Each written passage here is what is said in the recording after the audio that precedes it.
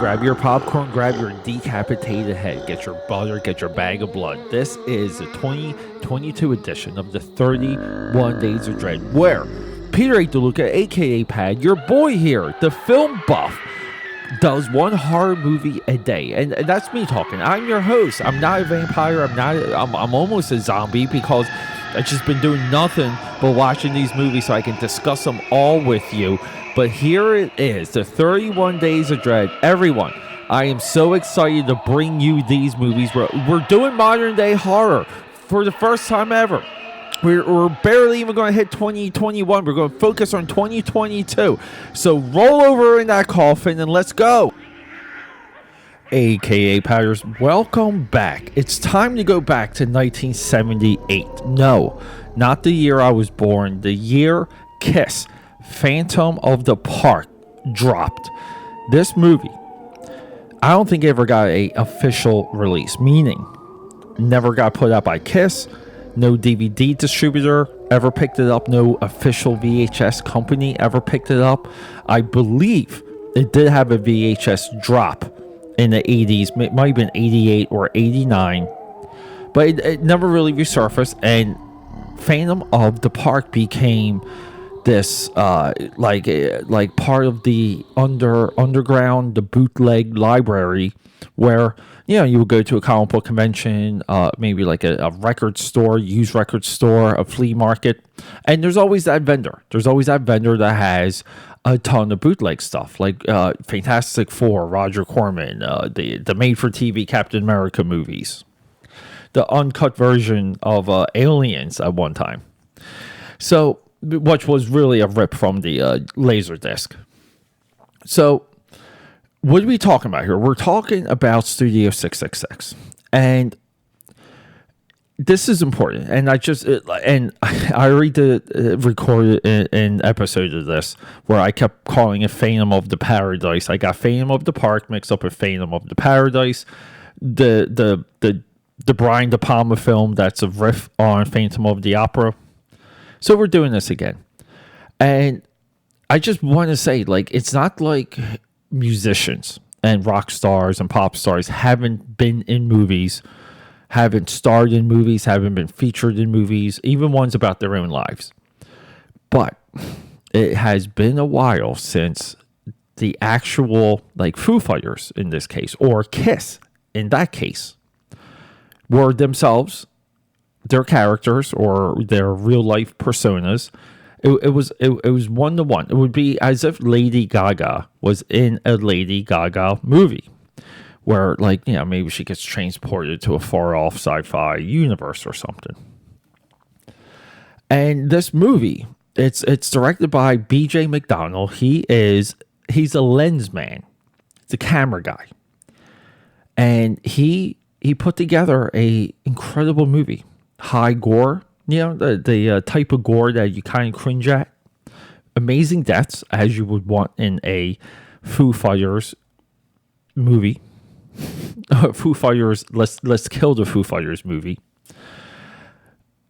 And he orchestrated a movie that has a lot of daytime shoots or daytime shots and daytime scenes. And these things just come through. Now, along the way, we have some comedians we've seen.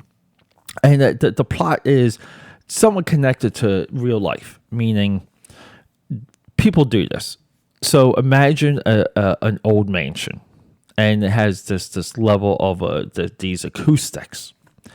So you and your whole crew, you guys rent this place out for a couple months, and you record your album with these amazing acoustics. And it's like you, the producer, a couple other people coming and going.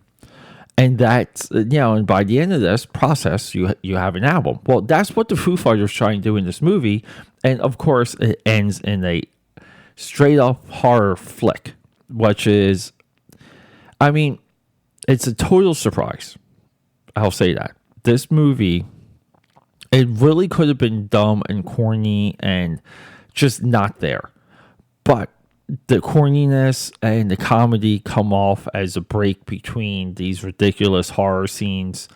We're also dealing with people who are not actors and they don't really land.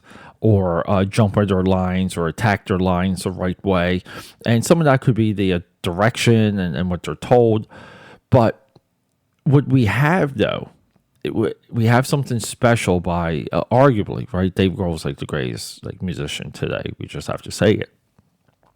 But we have something that's fun, that's meta, that also connects back to 1978 and Kiss and Kiss and the Phantom of the Park. And it's just something I wish we've seen more of. And that's why I say, like, go check out this movie.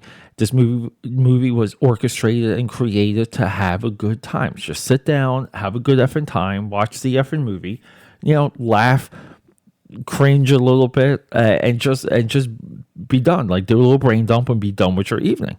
Not every single movie deserves to be this monumental river runs through it, far and away type piece. It's not Oscar bait. This movie, hopefully, like, lends itself to other creators, other musicians outside of Insane Clown Posse with their Hustlers movie. What was it, like Big Time Hustlers or Old County Hustlers? Which they are, you can argue they are ICP in that dated or that period cowboy movie where they're just in ICP makeup. So, like, that's a little bit of a middle ground of what I'm talking about. But it would be great if, like, why can't Eminem just be Eminem in the 8 Mile movie?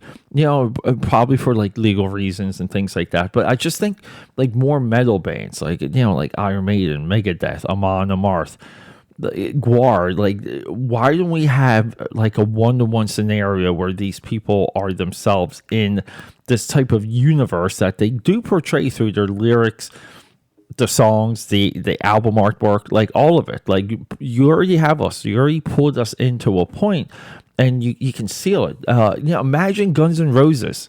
Imagine Guns N' Roses being GNR in the GNR movie during the height of Appetite for Destruction. Like, our minds would have blown. It would have probably changed cinema. But I do feel like Dave Grohl is trying to do something like that. With kind of spearheading, green lighting, starring, putting his face all over this movie, and essentially being there, not being shy of what the movie is.